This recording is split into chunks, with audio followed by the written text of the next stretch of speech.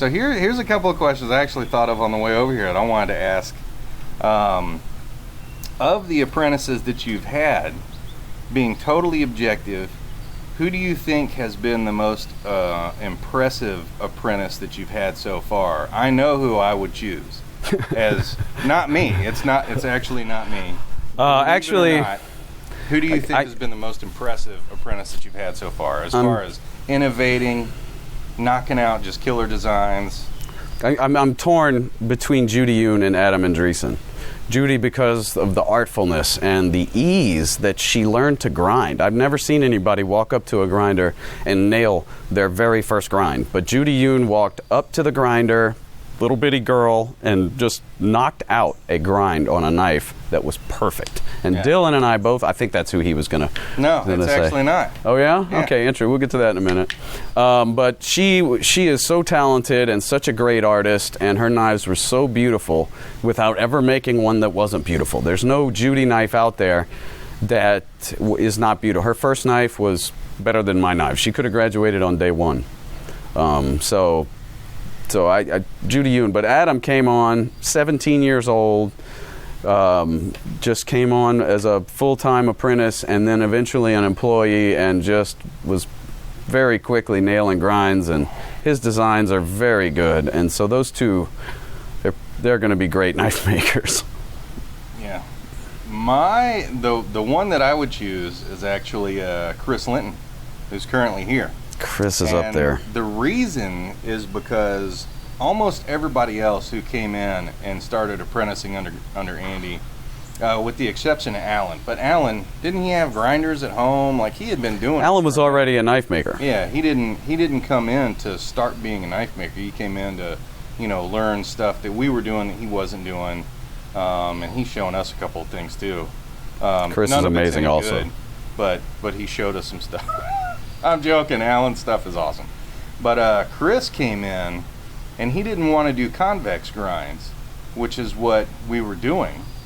And to be perfectly honest, I mean, I know that I wasn't comfortable trying to teach someone how to do any other kind of grind, because I did pretty much nothing but convex grinds. And although I can do flat grinds and hollow grinds, at the time, I didn't think that I was anywhere near good enough to be telling somebody how to do it. Yeah. And Chris came in, and he knew that he wanted to do flat grinds off the bat.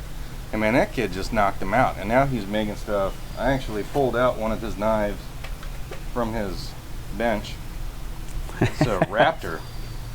And if you look at the cleanliness of this work, it's sickening. Yeah.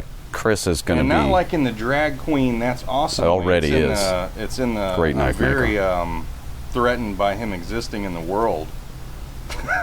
I mean, he just came in and he started knocking them out. And his designs, like he had a lot of stuff. It's almost inevitable that your knives look like Andy's and look like mine when you come in here and you start learning how to make knives. But Chris came in and he's got some that look like Andy stuff. Man, he... like right off the bat started coming up with these fighter designs and stuff that are just amazing, and his level of execution is stupid good. Yeah. And really, since he talked about Judy, I would consider it to be kind of a tie between those two. But I think that Chris, if you look at some of the stuff that he does, making sure that his knives are perfect before they go out, I mean, that's stuff I don't do. Like, he really puts a lot of time. We've seen him over here hand rubbing blades on a strip of leather for hours and hours and hours, making them perfect. Which is something we don't do. Yeah, we don't do that. So, I mean, he takes it to a level that's incredible, and a lot of that stuff he didn't even pick up from us. Like a lot of his construction and handle shaping things, he takes cues from us on, where certain things should be, where the palm swell is and stuff like that. But a lot of the stuff he learned was on his own. And from Stephen Fowler. He studied with Stephen Fowler a little before he came to us. Fowler blades. And but he picked up a lot from Stephen.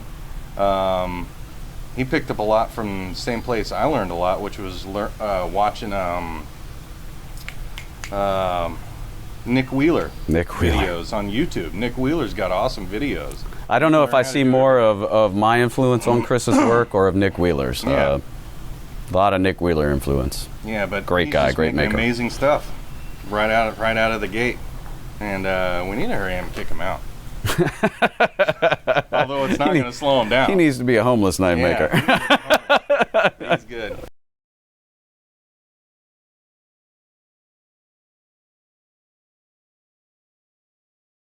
That's never happened.